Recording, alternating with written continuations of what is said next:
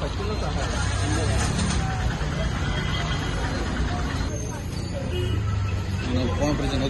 Okay okay ശ്രദ്ധിക്കണ്ട്.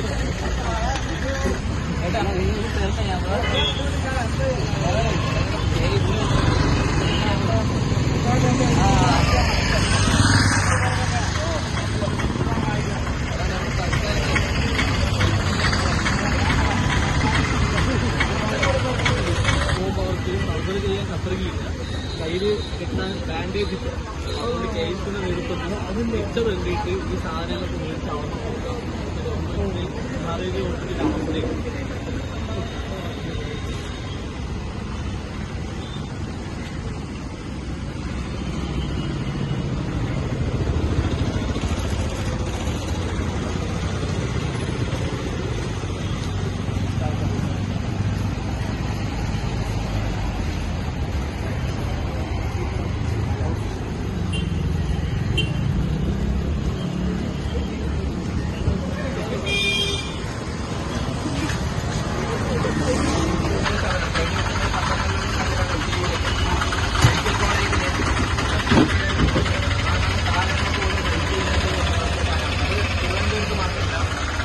എല്ലാ medical കോളേജിലും സർക്കാർ ആശുപത്രിയിലാണ് അവസ്ഥ.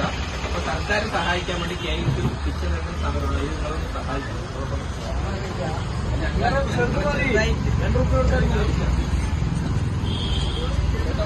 ₹2 മതി.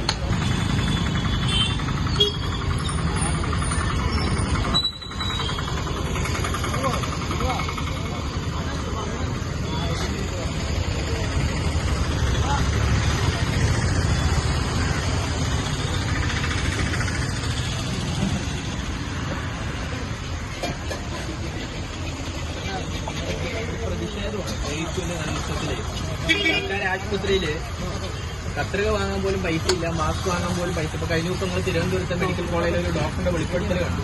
തിരുവനന്തപുരത്ത് മാത്രമല്ല, പാലക്കാട് മെഡിക്കൽ കോളേജ് ഉൾപ്പെടെയുള്ള എല്ലാ മെഡിക്കൽ കോളേജിലും സർക്കാർ ആശുപത്രിയിൽ ഇതാണ് അവസ്ഥ. അപ്പൊ സർക്കാർ സഹായിക്കാൻ വേണ്ടി KSUവില് രക്ഷാകർതൃ സമരമാണ്. എന്തെങ്കിലും ഒരു ചെറിയ സഹായം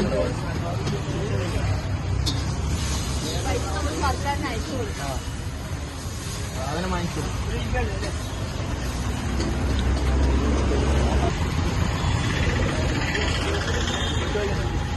ഇവിടെ കിട്ടില്ല, നമുക്ക് ജംഗ്ഷൻ വരെ കിട്ടും.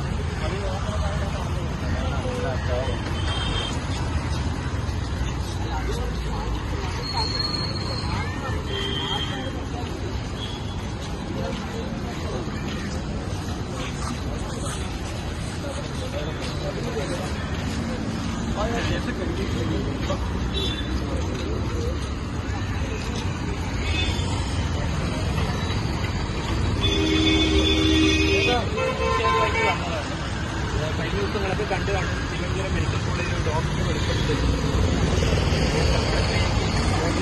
കത്രിക പോയി വാങ്ങാൻ പൈസയില്ലാത്തൊരു സാഹചര്യത്തിൽ തിരുവനന്തപുരം മെഡിക്കൽ കോളേജിൽ, തിരുവനന്തപുരത്ത് മാത്രമല്ല കേരളത്തിലെ എല്ലാ മെഡിക്കൽ കോളേജും സർക്കാർ ആശുപത്രിയിലും ഇതാണ് അവസ്ഥ. അപ്പോൾ സർക്കാർ സഹായിക്കാൻ വേണ്ടി KSU കിച്ചൺ സമരമായി പറ്റുന്ന സഹായം. ഞങ്ങൾ അങ്ങനത്തെ ആൾക്കാരുടെ മനസ്സിലായി. സർക്കാർ അതിനേക്കാൾ മോശം എന്നാണ് പറയുന്നത്. സർക്കാർ നമ്മളെ കടിയൊക്കെ മോശമാണ്. സർക്കാർ നമുക്ക് തരേണ്ടത്. അല്ല, ഞങ്ങളെ ശിക്ഷയെടുത്തിട്ട് നമ്മൾ കൊടുക്കാം ജനങ്ങൾക്ക് വേണ്ടി. ഞങ്ങളുടെ പ്രതിഷേധമാണ്.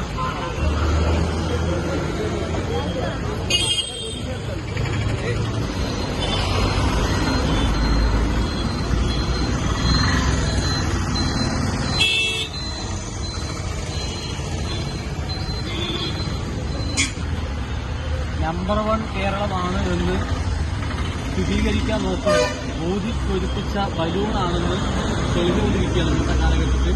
ഞങ്ങൾ KSUവിന്റെ നേതൃത്വത്തിൽ രക്ഷാകർതൃ സമരം നടത്താനൊരു ആവശ്യം കഴിഞ്ഞ ദിവസം നമ്മളെല്ലാവരും കണ്ടിരുന്നു. തിരുവനന്തപുരം മെഡിക്കൽ കോളേജിൽ ഒരു വിദ്യാർത്ഥി എക്സാം എഴുതി വയ്യാതെ ആ മെഡിക്കൽ കോളേജിലേക്ക് കടന്നുപോയപ്പോൾ അവിടെ ശസ്ത്രക്രിയ ചെയ്യാൻ പോലും ഒരു കത്രികയോ ബാൻഡേഡോ ഒരു മരുന്നോ പോലും കൊടുക്കാൻ ഇന്നത്തെ ആരോഗ്യ വകുപ്പിന് സാധിക്കുന്നില്ല.